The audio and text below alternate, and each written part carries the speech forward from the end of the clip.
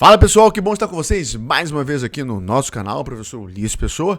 Não se esquece, se inscreve aí, dá um like no nosso vídeo para nós continuarmos propagando todas as informações referentes às ciências criminais. Se continuarmos aqui ligados, atualizadas frente ao universo das ciências criminais. No vídeo de hoje, de maneira bem rápida e objetiva, eu queria trazer uma decisão do Supremo Tribunal Federal, ministro Zanin, referente à possibilidade da polícia manusear sem autorização judicial os relatórios do COAF. Vou trazer aqui um entendimento trabalhado pelo Supremo, até para você ficar atualizada, e subsequentemente, na parte final do vídeo, eu vou trabalhar duas críticas que eu entendo, que eu verifico frente a essas questões. E aí você que atua aí no universo das ciências criminais, que atua na prática criminal, você vai analisar aí, e não necessariamente você vai concordar comigo, mas você vai perceber os pontos.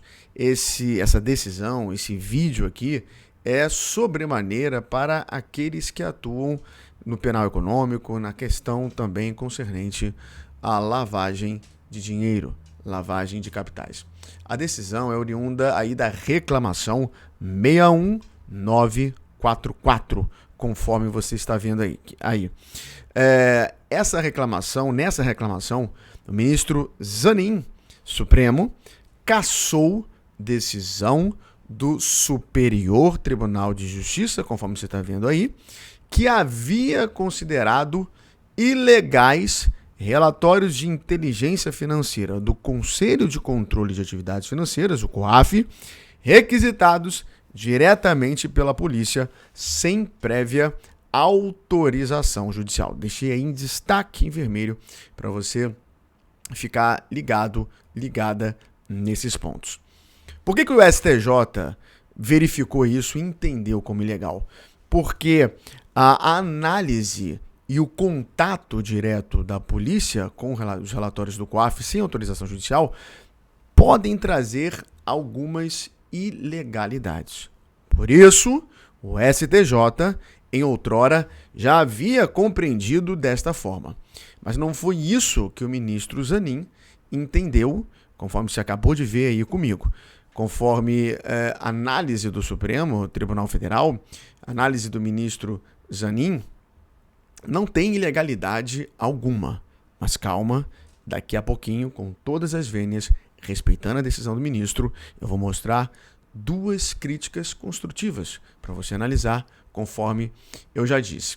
Nesse sentido, com base nessa reclamação, o ministro Zanin vislumbrou que no julgamento do recurso extraordinário 1055941, com repercussão geral, tema 990, o Supremo validou o compartilhamento de relatórios do COAF sem necessidade de prévia autorização judicial, emitidos espontaneamente ou por solicitação de órgãos para fins criminais. Então, o ministro Zanin enfatiza que no RE, conforme você está vendo aí, com repercussão geral, houve a validação, então, do compartilhamento de relatórios do COAF, sem necessidade de prévia autorização judicial. Então, o que o Supremo entendeu com essa decisão e o que começa a perceber, a acontecer, que não há inconstitucionalidade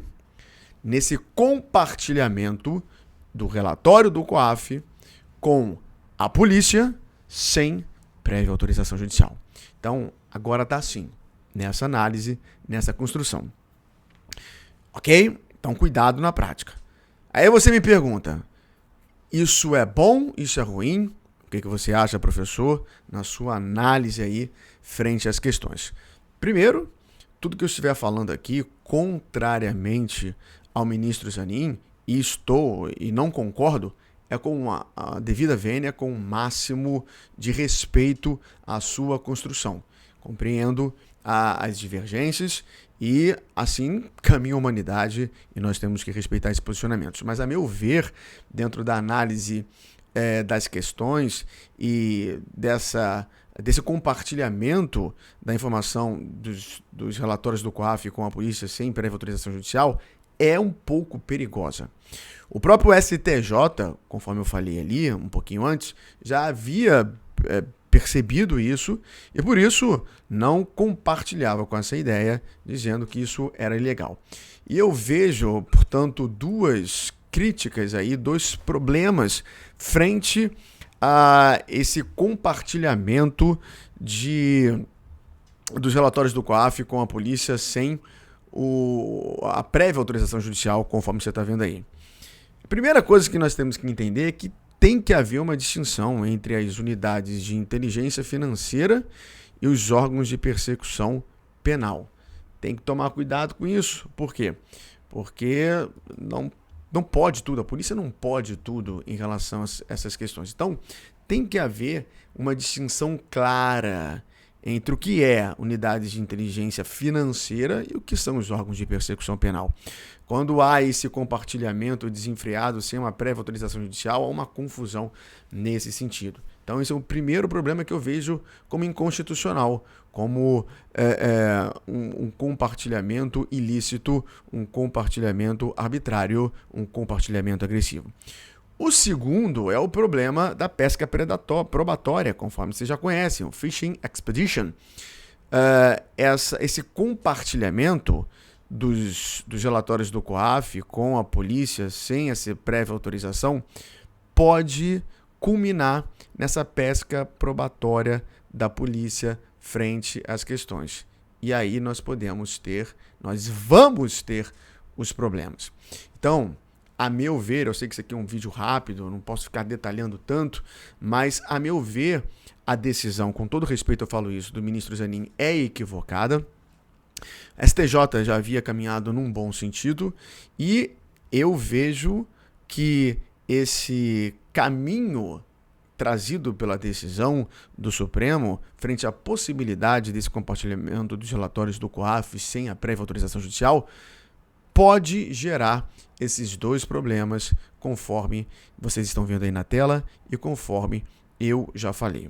Então, a meu ver, como advogado, professor, jurista, entendo que essa decisão ela é um pouco equivocada, em virtude dessas possibilidades, desses problemas, dessas críticas que eu as trouxe para nós pensarmos. Volto a dizer, respeito a decisão do ministro Zanin, mas, contudo, todavia, entretanto, vejo sim uma ilegalidade e uma grande arbitrariedade, deixando ainda mais débil a defesa frente a essas circunstâncias que nós acabamos de ver.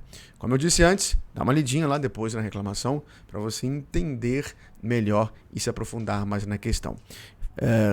Pense, reflita sobre essas críticas que eu as trouxe para que você, advogado, advogada, que atua, que milita na prática, possa pensar e traçar estratégias. Espero que você tenha gostado desse vídeo. Até o próximo e nunca se esqueça. Avante sempre.